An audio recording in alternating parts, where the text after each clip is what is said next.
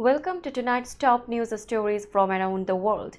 You are watching Millennium News Hour and I am Tanzeeba Noreen. Let's get started with the headlines making waves right now.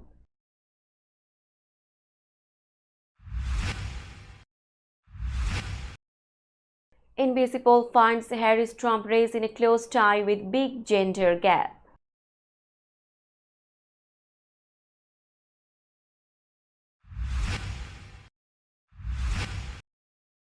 Race tightens as Trump and Harris make last appeal to swing state voters.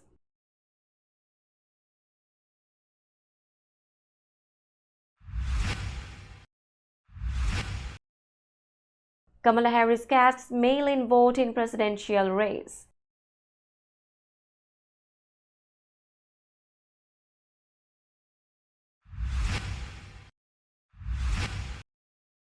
Harris focuses on women's votes and Trump engages young male voters.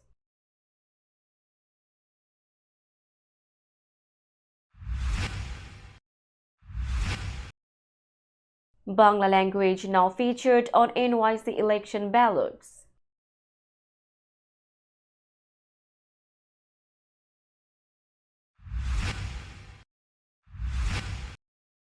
Mayor Adams signed law for safer hotels and boosted NYC tourism.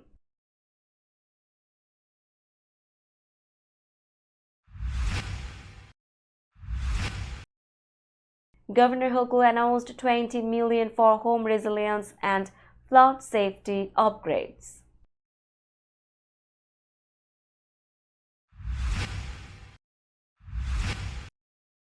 Bangladesh's first satellite, Bangabandhu Satellite 1, Bangladesh on the path of technology and future possibilities.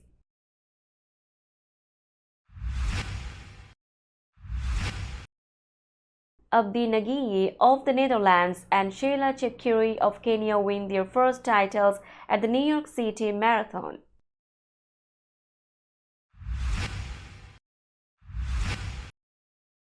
And Shakib Al Hasan's bowling action under review after Surrey match.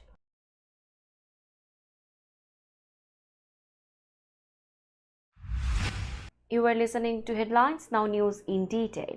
NBC's final poll showed the U.S. presidential race tied at 49% between Democrat Kamala Harris and Republican Donald Trump, with a notable 34-point gender gap in voter support. Among registered voters, Harris gained strong support from black and young voters, plus a 20-point lead on abortion and an edge for supporting the middle class. Trump appealed to rural and white voters, holding a double-digit lead on economic issues like the cost of living and securing the border. Both candidates focused on major issues. Trump planned tariffs on imports and tax cuts, while Harris promoted middle-class support, child tax credits, and moderate tax hikes on the wealthy. Trump held a significant lead on the economy, while Harris led on abortion rights. The poll found that 54% of voters had already voted, with Harris leading by 7 points among early voters. However, Trump held a strong lead among those planning to vote on Election Day. A majority of voters expect the U.S. to stay divided regardless of the election's outcome, reflecting ongoing polarization. In a last push for votes, Donald Trump and Kamala Harris scrambled across key battleground states. Trump held 4 rallies, starting in North Carolina, where he focused on immigration, claiming a migrant invasion of murderers and drug dealers. He pledged to impose tariffs on Mexico unless they curb migration at the U.S. border, warning Mexican President Claudia Sheinbaum of a 25% tariff if action isn't taken. Trump later headed to Pennsylvania for 2 rallies and planned to end his day in Michigan. Despite a hoarse voice, Trump continued his high-energy speeches, targeting Democrats with insults and centering his message on immigration. Meanwhile, Harris concentrated her final campaign efforts in Pennsylvania, aiming to secure this key state. She visited Scranton, Allenstown, and Pittsburgh, planning a closing speech in Philadelphia, where celebrities like Lady Gaga and Oprah Winfrey were set to join her. Early voting saw record numbers nationwide, with more than 4 million votes cast in North Carolina alone. Polls showed the race nearly even in many states, setting up an intense final battle for votes. Vice President Kamala Harris announced she cast her mail-in vote for the 2024 U.S. presidential election. Speaking on Sunday in Michigan, Harris confirmed she mailed her ballot to her home state of California, telling reporters, "I just filled out my mail-in ballot and it's on its way to California." With around 244 million eligible voters across the U.S., the outcome will likely be determined by a small number of undecided voters in key battleground states. By November 4, over 78 million Americans had already voted early, either by mail or in person, as recorded by University of Florida database. The U.S. offers both mail-in and in-person voting options to accommodate people's schedules or obstacles that may prevent voting on Election Day. As the election day neared, Harris and her opponent, former President Donald Trump, continued focusing on swing states like Arizona, Georgia, Michigan, Nevada, North Carolina, Pennsylvania, and Wisconsin. Both aimed to secure these critical votes, as the outcome in these states will likely decide the election. In a recent campaign ad for Kamala Harris, a woman votes for the Democratic candidate while her husband assumes she is supporting Republican Donald Trump. The ad, featuring Julia Roberts' voiceover, shows the couple at a polling station. It ends with the message, "What happens in the booth stays in the booth." This has sparked outrage among Trump's supporters, with the former president calling the ad stupid and questioning why a wife wouldn't share her vote with her husband. Meanwhile, Trump has focused his efforts on attracting young men, particularly those without college degrees. He has engaged with popular podcasts and influencers to connect with this demographic, emphasizing his disregard for traditional norms. Recent surveys highlighted a significant gender gap among young voters, with women favoring Harris by 42 percentage points, while young men prefer Trump by 12 points. Trump hopes to motivate young men to vote in the election. If successful, it could mirror his 2016 campaign, where he appealed to many first-time Republican voters, particularly from white working-class backgrounds. We will be back after a short break. Till then, stay with us. This world continuously revolving around various events. Every minute, every second, something is happening somewhere around the globe, and you want to get connected to that event or to that specific moment. Here we come, Millennium News Hour, to get you connected with top USA and international trending news, which includes local news, political news, world news, business news, health and science-related news, entertainment news, sports news, and so on. Millennium News 24 is transmitted and available to be watched free for OLED TVs such as Sony, Samsung, LG, Roku TV, Amazon TV, and Apple TV, and also in all European countries and Australia available with Sky Network, Worldwide Jago TV, Radiant IPTV, Worldwide Jago BD Network, and Horizon Satellite globally. Stay connected with Millennium News Hour to get the world news on your fist. Welcome back to Millennium News Hour. In US election, New York City ballots are featuring Bangla for the first time alongside English, Chinese, Spanish, and Korean. Michael J. Ryan, Executive Director of NYC's Board of Elections, explained that this inclusion addresses the city's diverse language needs, saying, "We are required to provide language services beyond English, including Chinese, Spanish, Korean, and Bengali. The addition of Bangla stems from a 2013 legal settlement aimed at improving voting accessibility for minority communities, especially in areas like Queens, which has a significant Bangladeshi population. This decision aligns with the 1965 Voting Rights Act, which mandates language support for communities with large numbers of non-English speakers. With New York City's vast linguistic diversity, covering over 200 languages, officials see this step as part of an ongoing effort to enhance inclusivity in the voting process. The new language option on ballots allow Bangla-speaking residents to vote with greater ease, reflecting the city's commitment to a more accessible and representative democratic process.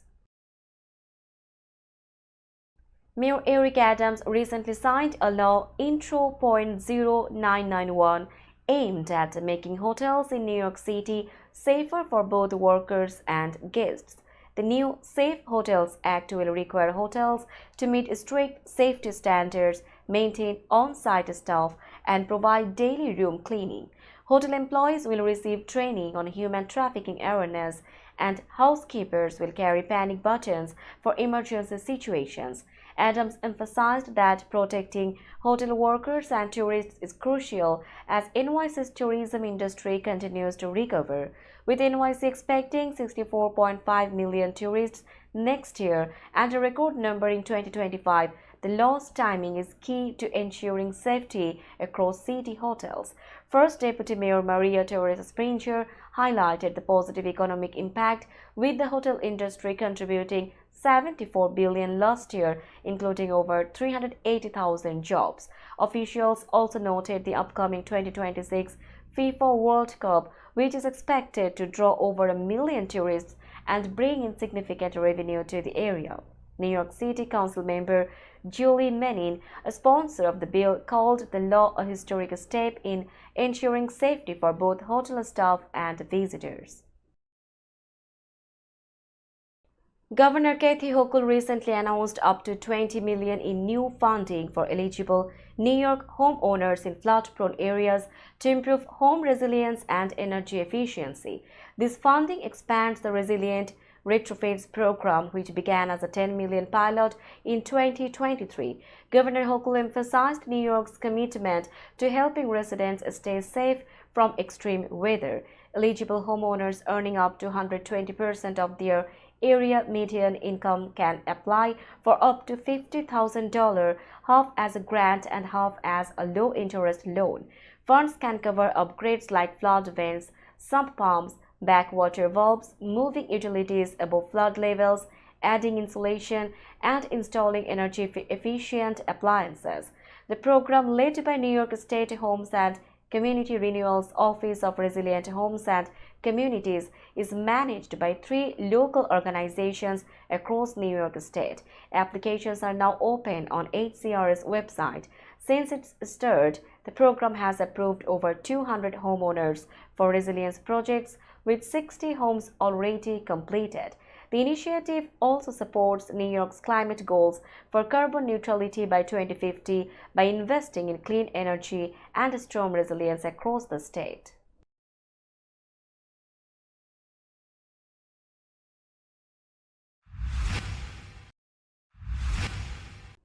On May 11, 2018 at 2:14 a.m. Bangladesh time, Bangladesh launched its first space communication satellite, Bangabandhu Satellite 1, from Cape Canaveral, Florida, USA, with the help of SpaceX's Falcon 9 Block 5 booster. This achievement made Bangladesh the 57th country to own a satellite. The launch of the new version of the Falcon 9 rocket was successful, and within a minute and a half, the rocket carrying Bangabandhu 1 crossed the max Q point, a phase of maximum stress on the rocket. Upon reaching a certain height, Stage 1 separated and Stage 2 took over. Stage 1 then returned to a drone shape in the Atlantic Ocean, and Stage 2 carried Bangabandhu 1 into a geostationary transfer orbit at 2:47 a.m., where it now orbits at 119.1 degree east longitude, 36,000 km above Earth. 3 ground stations in the USA, Italy, and South Korea manage the satellite, along with 2 ground stations in Bangladesh located in Ghazipur and Rangamati. Ghazipur acts as the primary control center, while Rangamati serves as a backup. Preparations for Bangladesh's first satellite began in 2007 when Bangladesh applied for an orbital slot at 102° east longitude from the International Telecommunication Union. However, 20 countries objected and the matter remains unresolved. In 2013, Bangladesh purchased its current orbital position from Russia's Intersputnik. According to the United Nations Office for Outer Space Affairs, there were 4,635 satellites in space as of 2017, with the number increasing by 8 to 10% each year. Bangabandhu 1 is a geostationary communication satellite which rotates in sync with the Earth. Khalilur Rahman, a project leader at BRAC's nano-satellite program, remarked, "Our youth now have the skills to build satellites themselves. If the government supports them, a local communication satellite could be developed right here." Bangabandhu Satellite 1 began its test broadcasts with the Asian Football Federation Championship. For commercial broadcasts, Bangladesh Communication Satellite Company Limited partnered with several private TV channels which connect with BS1's ground stations via optical fiber, reducing expenses. Previously, TV channels had to rent foreign satellite services at high costs, but with Bangabandhu 1, expenses are significantly lower. BS1 currently serves 6 TV channels and 2 banks in Bangladesh. Out of its 40 transponders, 20 are available for lease. The average rent is $2,817 per megahertz per month compared to around $4,000 from foreign providers. The cost of developing Bangabandhu Satellite 1 was approximately 2,967 crore Bangladeshi taka, partly funded by a loan from HSBC. The first income came a year and 4 months after its launch. In the 2021-22 financial year, BCSCL reported a profit of 85 crore taka, although accounting for depreciation would show a loss of about 66 crore taka. Before its downfall due to public uprising, the Awami government had planned the launch of Bangabandhu Satellite 2 on June 20. Former State Minister for Telecommunications Zunaid Ahmed Palak stated that Bangabandhu Satellite 2 would be launched within 4 years. Previously, in February 2022, Bangladesh signed a memorandum of cooperation with Russia's Glebkosmos for this project. Regarding the overall initiative, Professor Muhammad Khalilur Rahman from the Department of Computer Science and Engineering at BRAC University told media that while launching a satellite was necessary for Bangladesh, there was no proper business plan in place to fully utilize it.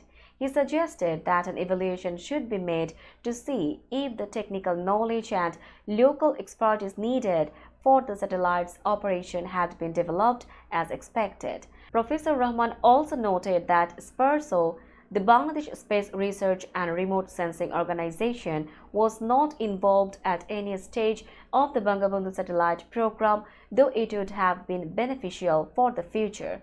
To make the satellite project viable, he advised focusing on reducing losses and expanding commercial use. We will be back after a short break. Till then, stay with us. This world continuously revolving around various events. Every minute, every second, something is happening somewhere around the globe, and you want to get connected to that event or to that specific moment. Here we come, Millennium News Hour, to get you connected with top USA and international trending news, which includes local news, political news, world news, business news, health and science-related news, entertainment news, sports news, and so on. Millennium News 24 is transmitted and available to be watched free for OLED TVs such as Sony, Samsung, LG, Roku TV, Amazon TV and Apple TV, and also in all European countries and Australia available with Sky Network, Worldwide Jago TV, Radiant IPTV, Worldwide Jago BD Network and Horizon Satellite globally. Stay connected with Millennium News Hour to get the world news on your feed.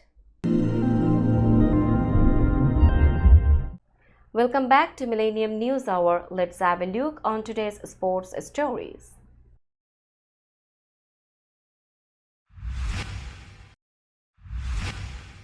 Abdi Nagy from the Netherlands and Sheila Chepkirui from Kenya crossed the 26.2-mile course of the New York City Marathon to claim their first titles. Chepkirui triumphed in the women's race, while Nagy took the lead in the men's race, both overtaking their competitors in the final few hundred meters of the race. Nagy had been neck and neck with his main rival and 2022 champion Evans Chebet. Reaching Central Park's final stretch, Nagy surged ahead, finishing 6 seconds ahead of Chebet with a time of 2 hours, 7 minutes and 39 seconds. In the women's race, Sheila Chepkirui, competing in New York for the first time, completed the course in 2 hours, 24 minutes and 35 seconds, edging out defending champion Hellen Obiri by 15 seconds. Among top American competitors, Conor Mantz placed 6th in the men's division and Sarah Vaughan finished 6th in the women's division. The New York City Marathon began at Staten Island's Verrazano Narrows Bridge and concluded at 66th Street in Central Park. The final moments of the race at Central Park's 66th Street were captured and reported by Millennium News 24 CEO Tawfadeh Noor and Muzahidul Islam.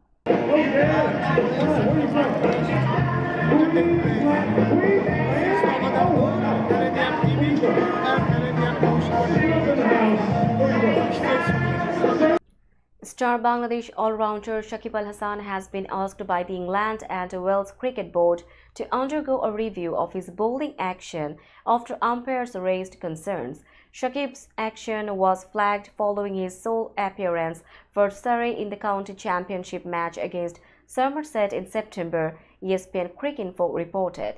Shakib, who took 9 wickets in the game, joined Surrey on a short-term basis to strengthen their lineup with several players on national duty. Despite his impressive effort, Somerset defeated Surrey by 111 runs.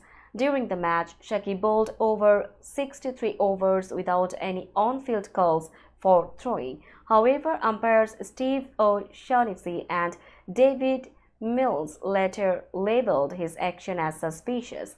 Though Shakib faces no suspension, discussions are ongoing for him to undergo tests in an approved facility within the coming weeks. This is reportedly the first time Shakib's bowling has been questioned in his 2-decade career, which includes 712 international wickets. Recently, Shakib's international future became uncertain after he withdrew from Bangladesh's squad against South Africa, citing security concerns amidst political protests. We will be back after a short break. Till then, stay with us. This world continuously revolving around various events. Every minute, every second, something is happening somewhere around the globe, and you want to get connected to that event or to that specific moment. Here we come, Millennium News Hour, to get you connected with top USA and international trending news, which includes local news, political news, world news, business news, health and science-related news, entertainment news, sports news, and so on. Millennium News 24 is transmitted and available to be watched free for OLED TVs such as Sony, Samsung, LG, Roku TV, Amazon TV and Apple TV, and also in all European countries and Australia available with Sky Network, Worldwide Jago TV, Radiant IPTV, Worldwide Jago BD Network and Horizon Satellite globally. Stay connected with Millennium News Hour to get the world news on your feed. Welcome back to Millennium News Hour. Now it's time for business news.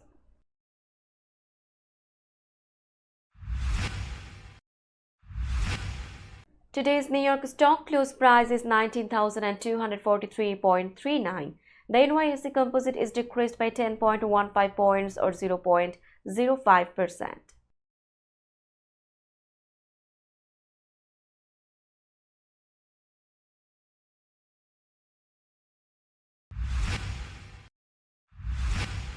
Tokyo stock close price is 38,053.67. The Nikkei 225 index is decreased by 1,027.58 points or 2.63%.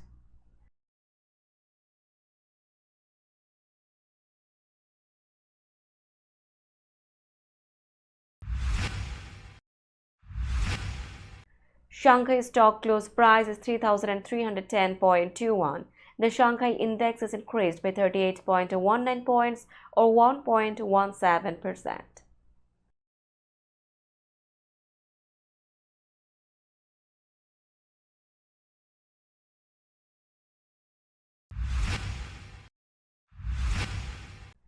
Hong Kong stock close price is 20,567.52. The Hang Seng index is increased by 61.09 points or 0.30%.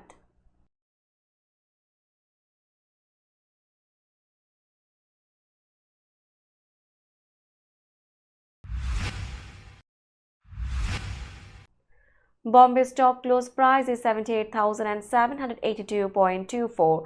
The Sensex index is decreased by 941.88 points or 1.18%.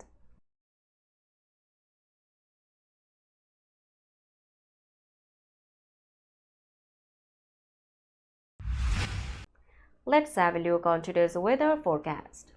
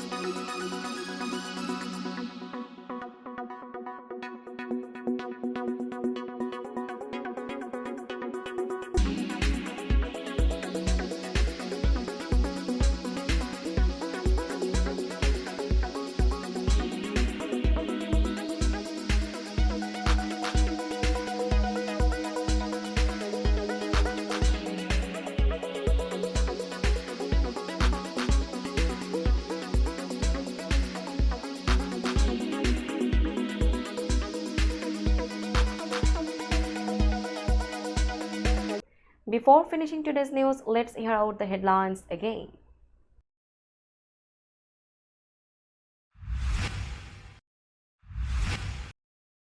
NBC poll finds Harris-Trump race in a close tie with big gender gap.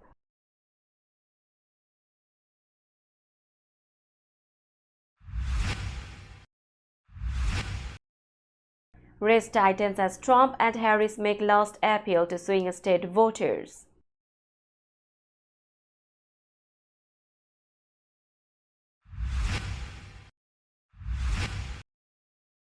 Kamala Harris casts mail-in vote in presidential race.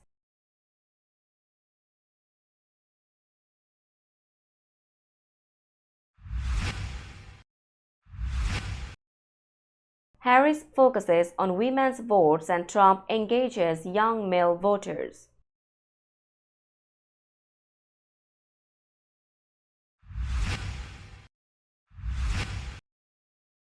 Bangla language now featured on NYC election ballots.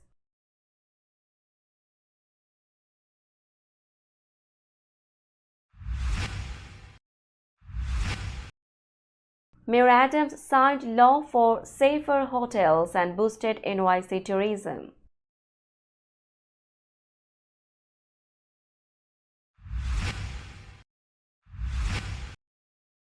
Governor Hochul announced $20 million for home resilience and flood safety upgrades.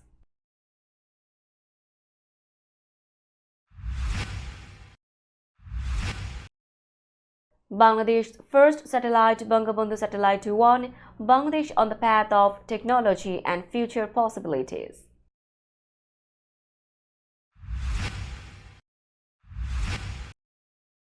Abdi Nagiye of the Netherlands and Sheila Chepkirui of Kenya win their first titles at the New York City Marathon.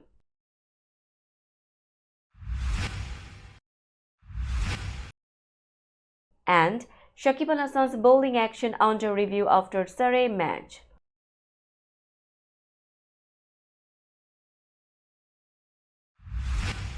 That's all for today. Keep watching Millennium News Hour for latest news update. To stay updated, like our Facebook page, subscribe our YouTube channel and visit our websites. Our website addresses are www.millenniumnews24.com and www.millenniumtv24.com. Millennium News 24 is transmitted and available to be watched free for OLED TVs such as Sony, Samsung, LG, Roku TV, Amazon TV and Apple TV, and also in all European countries and Australia, available with the Sky Network, Worldwide Jago TV, Radiant IPTV, Worldwide Jago BD Network and Horizon Satellite globally. Stay connected with us for all the latest news worldwide. Thank you.